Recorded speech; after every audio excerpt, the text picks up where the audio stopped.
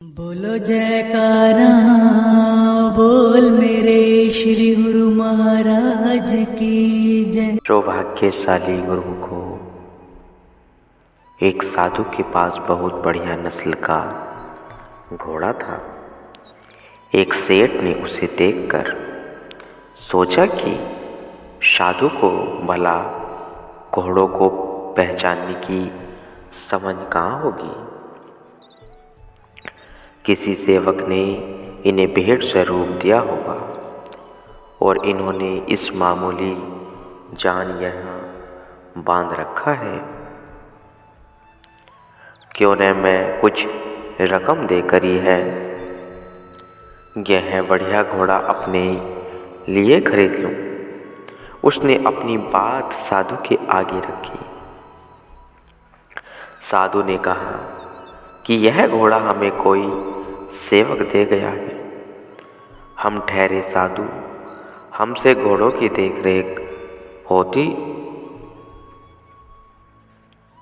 रेख तो होती नहीं।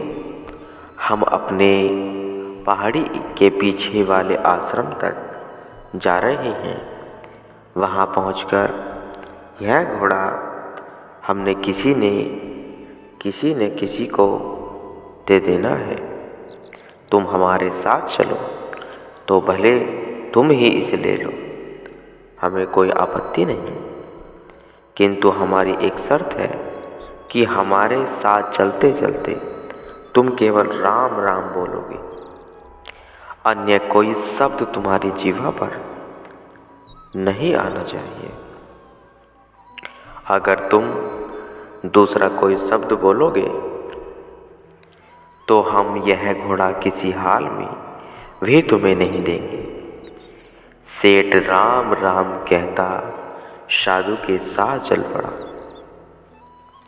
वह अभ्यासी तो था नहीं, इसलिए कुछ ही क्षणों बाद उसका ध्यान इंद्रियों और मन की ओर चला गया। सोचने लगा कि यह घोड़ा मिलेगा तो इसके लिए नया तबेला बनवाऊंगा।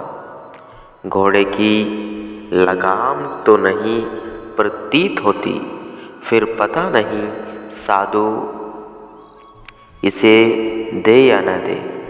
मन में जैसे ही इन विचारों का प्रवेश हुआ, राम राम जपना बंद हो गया। यह कुदरती बात है, जो ख्याल मन में आते हैं वही जुहा से प्रकट हो जाते हैं। हुआ भी ऐसा ही। वह साधु से पूछने लगा कि क्या इसकी लगाम भी मुझे दे देंगे। साधु ने कहा कि मैंने तुमसे पहले ही कहा था कि राम राम के अतिरिक्त कोई अन्य शब्द बोलोगे तो घोड़ा नहीं मिलेगा। इसलिए तुम अभी यहाँ से वापस चले जाओ। चित्त की चंचलता के कारण सेठ ने लगाम तो हाथ से गवाई और घोड़ा भी हाथ से गवा दिया। वैसे ही इंसान मन के वशीभूत होकर मामूली इच्छाओं के पीछे दौड़ा फिरता है, लेकिन न तो चीज़ें ही अपनी बनती हैं और न ही इन चीज़ों का मालिक अपना बनता है।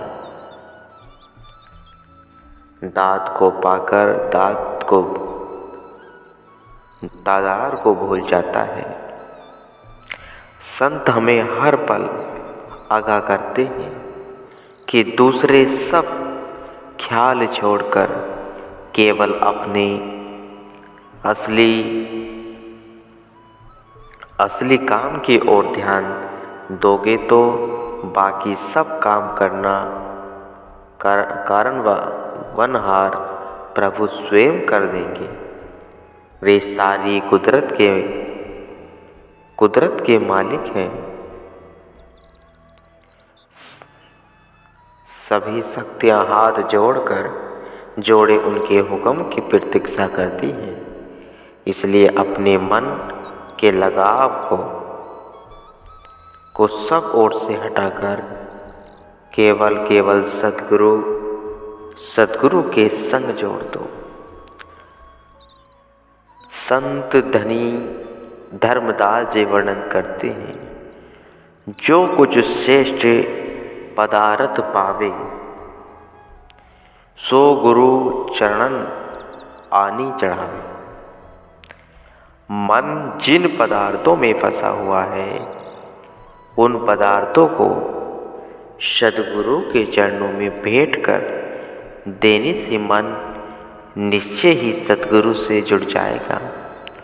उदाहरणतः यदि किसी आदमी की कपड़े की दुकान है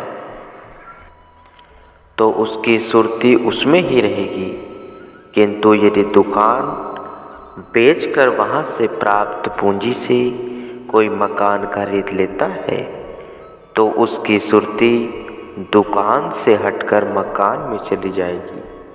फिर दुकान में चाहे कितना भी नुकसान क्यों न हो जाए, लेकिन अब उसे इससे कोई सरोकार नहीं, क्योंकि वह अब उसकी अपनी नहीं रही।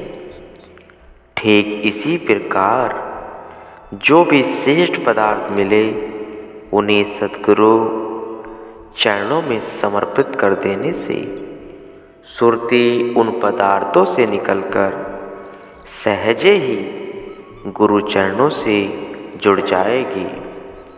भाई फारू जी ने शरीर त्यागते समय सबको भुला कर वसीयतनामा लिखवाया कि मेरा घोड़ा, वस्त्र, धन इत्यादि सब श्री गुरु अमरदास जी को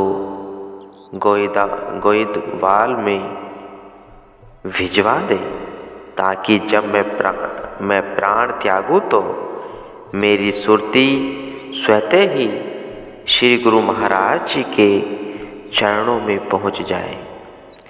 ऐसे ही अन्य कई गुरुमुखों ने भी अपना सर्वस्व गुरु चरणों में समर्पित कर अपनी श्रुति को उनके चरणों संग जोड़ कर परम पद को प्राप्त किया।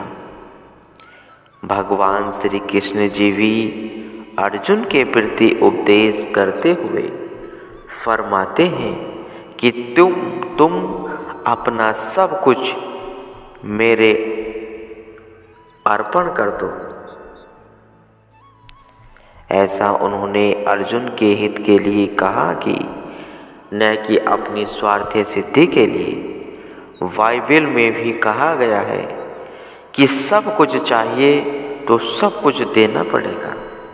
देखा जाए तो असत्य को नौछावर करके यदि सत्य वस्तु प्राप्त हो जाए तो यह अति उत्तम लाभ का ही सौदा है।